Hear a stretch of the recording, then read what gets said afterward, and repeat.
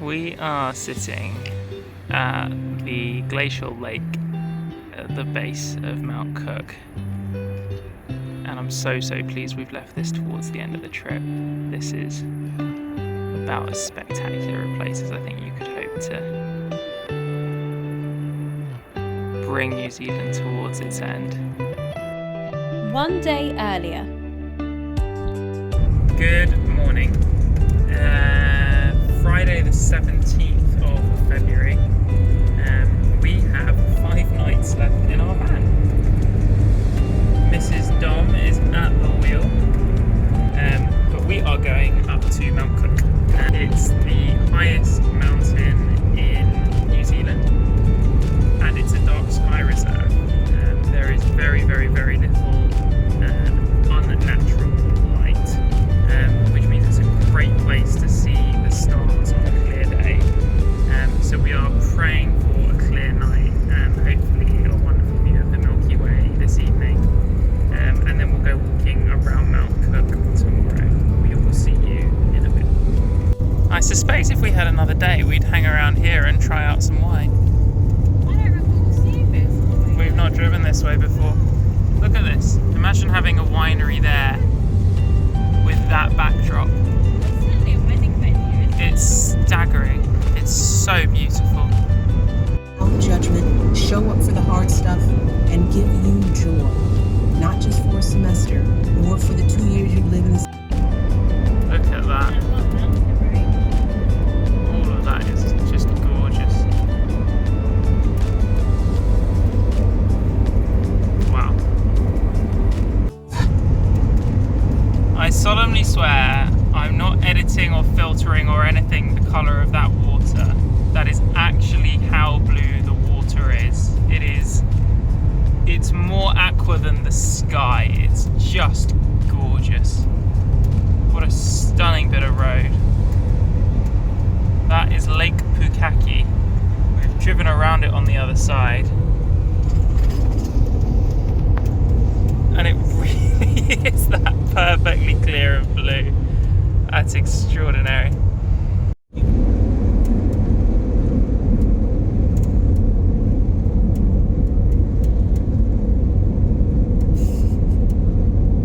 Doesn't even look real. No. I think we found a few glaciers.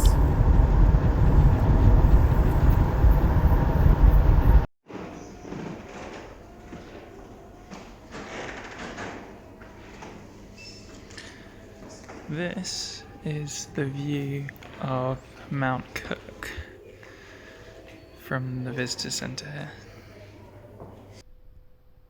The Mount Cook Visitor Centre is a useful starting point for any visit to the area.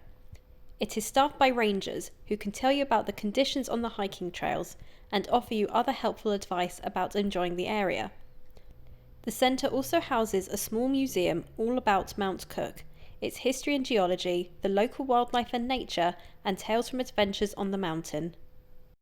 After exploring the visitor centre, we made our way to the White Horse Hill Campground, a couple of kilometres away from the Mount Cook township. We parked up and I grabbed my camera for a first few proper photos of Mount Cook. Good evening. After nearly 6 months of van life and driving from Perth to Brisbane and more, and pretty well every inch of the North and South Islands of New Zealand, it's our final Friday night in the van. And we couldn't have picked a much prettier place to camp. Have a look at what we can see out of our window. Mount Cook is right there. And the glaciers on the adjoining mountains are just next to it. And it is brilliant. Should be a good night. Morning. There is a little rockfall happening just in the middle of the screen there. I knew I could hear it. Wow, Only small and seems to have stopped. Just a mini avalanche. But look at that. And look at that lighting. That's so gorgeous. We slept over there last night with these surroundings, which are not shabby. We woke up this morning, pulled back the blind and saw the first of the sun's light hitting the top of Mount Cook, which turned it a beautiful pink colour for a nice 30 seconds. And we are going to go for a really nice walk this morning, this way, down the Hooker Valley track, which we have been assured by multiple people is 5k there, 5k back, and basically dead flat, nice and wide.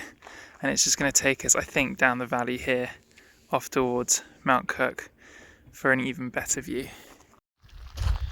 There's a great little view here of the little Mount Cook township.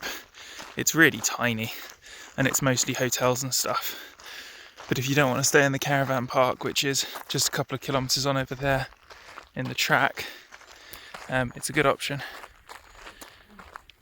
It's where we went yesterday for some showers. It's where the Edmund Alpine Centre is that I'm hoping to go and see later as well. And that over there is the edge of Lake Pukaki, which we drove along yesterday to get here.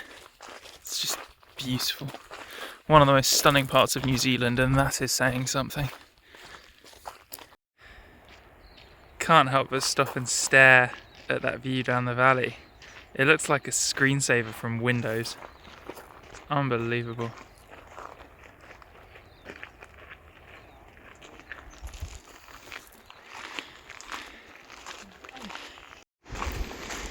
This could not be much more like an oil painting if it tried. It's just magnificent. The light is perfect at the moment. It's not glaring it out. You can see a little touch of blue in the glaciers and the ice. It's just magnificent.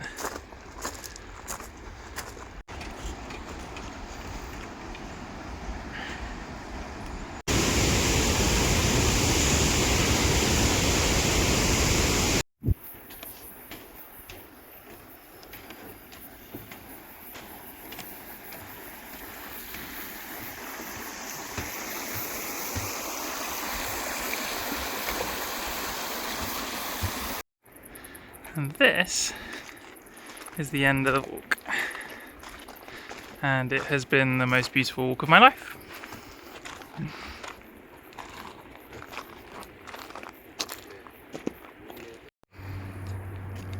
We are sitting at the glacial lake at the base of Mount Cook. And I'm so pleased we've left this towards the end of the trip.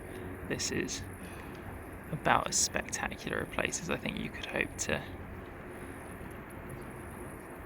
bring New Zealand towards its end. Cloud is just kissing the top of the hills, there's glaciers peeking out, there's a waterfall over there. It's just... This is New Zealand. It is New Zealand, and it's wonderful. It really is special. It is 11 o'clock in the morning. I think we might just sit here all day. It's lovely. This is just so magnificent and so beautiful. The cloud coming down over the hills just looks like an avalanche slowly working its way down the mountains. The glaciers are extraordinary. And I just noticed behind me that one over there as well. I'll try and zoom in on it for you. It's huge. That must be 1 kilometre long at least. I think you can probably only see it properly from this side. This place is breathtaking. Really breathtaking. I could happily stand here all day, but I think the time may have come to start making our way back. See you in a bit.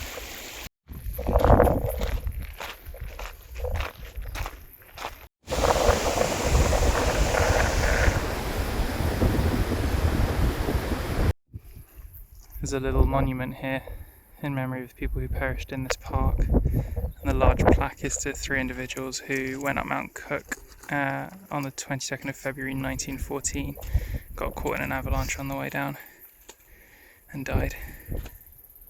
Sidney King, David Thompson and Jock Richmond.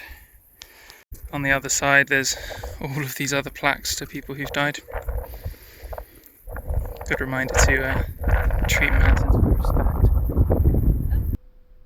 After lunch we went back to town, where I spent an hour or so exploring the Sir Edmund Hillary Alpine Centre. This is a really nice little canter through Edmund Hillary's life. So let's get my embarrassment out of the way straight up. I thought he was British because he's called Sir Edmund Hillary. I was entirely wrong.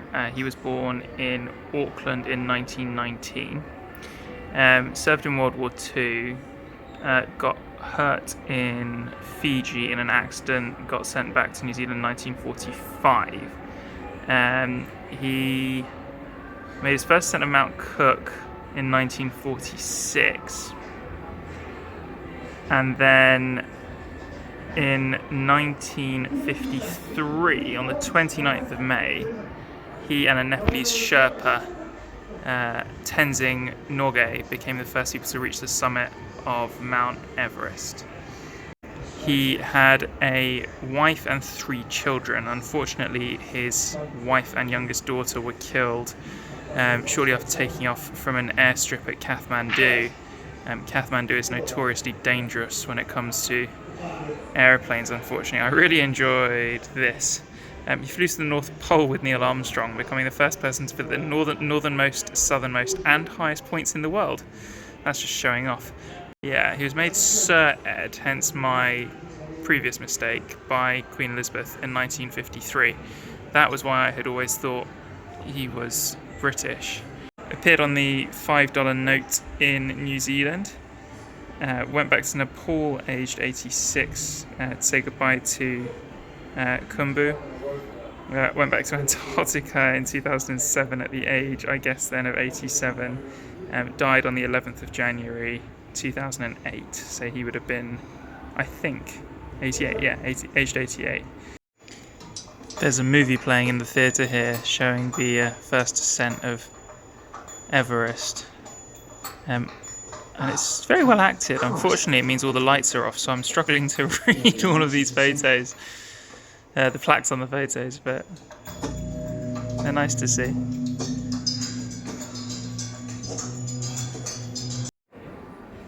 I'm not sure I need it, but here's another reminder of how dangerous the mountains can be. This is the story of a gentleman called Mark Inglis and his climbing partner Phil Doole, who both lost their legs to frostbite on Mount Cook in November 1982. They got stuck and had to hunker down in very bad weather conditions, and it took, if I've understood this correctly, 13 days for a helicopter to get there. It crashed, and another one came the next day. So they were basically living on the mountain in -10 to -20 degrees for 2 weeks, and lost their legs as a result. Inglis recovered and eventually became a Paralympic medal-winning cyclist, as well as an accomplished winemaker and a sought-after motivational speaker. There you go. This museum is not just about Edmund Hillary, it's about Alpine exploration and this area generally. This is a nice little display about the Wigley family, who are synonymous with the area. Henry Wigley, I mean, listen to this, Harry Wigley, forgive me. Well, that's interesting. He was known as Harry. Was a natural raconteur, astute businessman, mountain climber, national downhill skiing champion, fisherman, World War II fighter pilot and conservationist. And that's just showing off. But this story of, I assume his wife, Sally Middleton, Nee Wigley, made me laugh. I used to hang washing on the clothesline and it would either freeze solid or blow away and I'd have to chase it for miles. I guess that's life in the early days here at Mount Cook.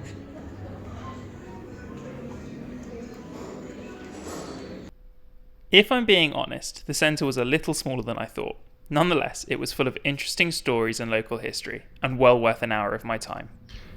This might just be the most beautiful place in the world for a latte. It's just extraordinary. It is our last Saturday night in the van, so we have got very lazy. We're sharing one plate. I broke a glass. We've run out of clean mugs, so we're drinking from our keepy cup. Oh, the keepy cup. I forgot we could put wine in that. This is the AeroPress cup. Oh, sorry. But it's a good bottle of wine. Our compliments Hawke's to Bay. Church Road Winery. Cabernet Melot Hopefully they're Sauvignon. doing okay post-cycling. Yeah, thinking we're on a Napier.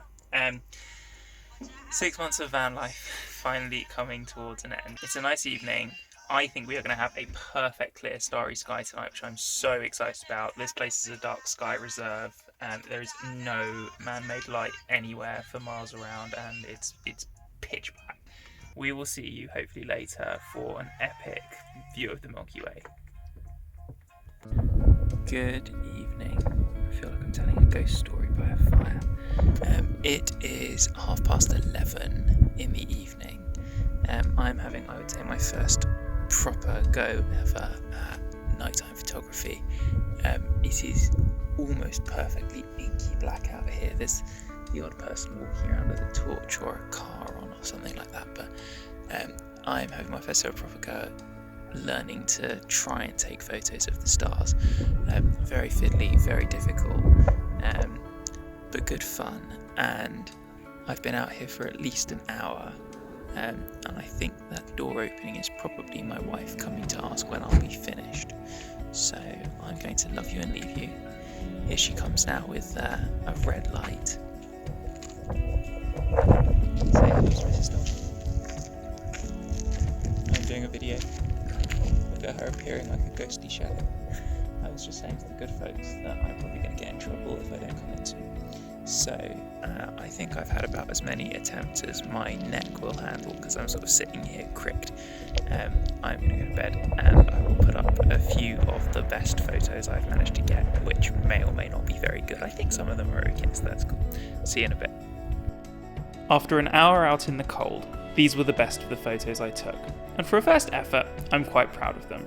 If you'd also like to have a go at some astrophotography, make sure you bring your camera, tripod, a lens with a wide aperture, a warm coat, and a lot of patience.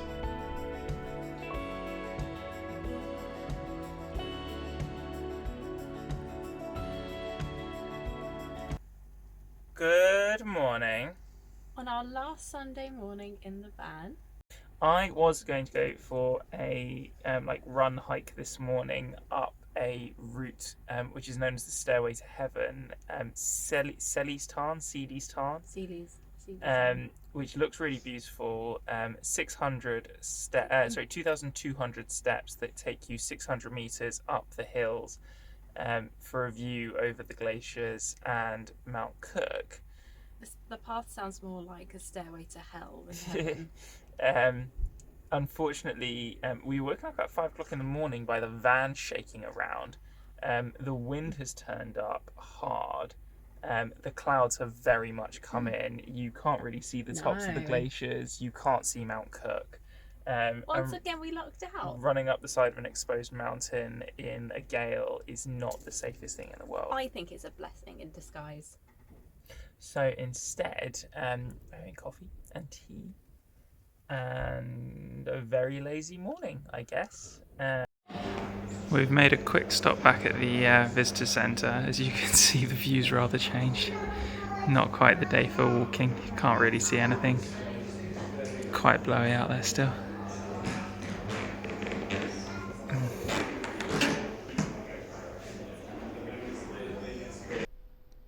After a final walk around the visitor centre, we left Mount Cook and drove about an hour or so to Lake Tekapo, where we stopped for the night.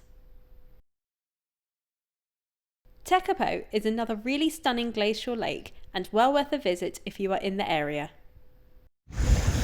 That is a good little bit of balancing work. I'm quite impressed. I didn't do it, but I'm still impressed. A beautiful place.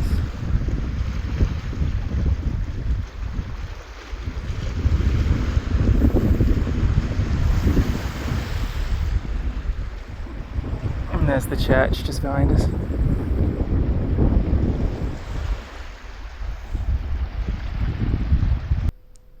Next time, and for the last time on the Doms Down Under. Final good morning cup of coffee in the van. And actually, I think we're kind of ready to get out of it. So I've got the last 10 minutes sitting in the van in the rain, which kind of sums up the trip in large part, really. 3 months of van life comes to an end, but not before we spend a few days visiting the brilliant city of Christchurch, a wonderful place to bring our 3 months in New Zealand to a close. Thank you so much for watching, and we really hope you've enjoyed this episode. We'll see you next time for one final outing.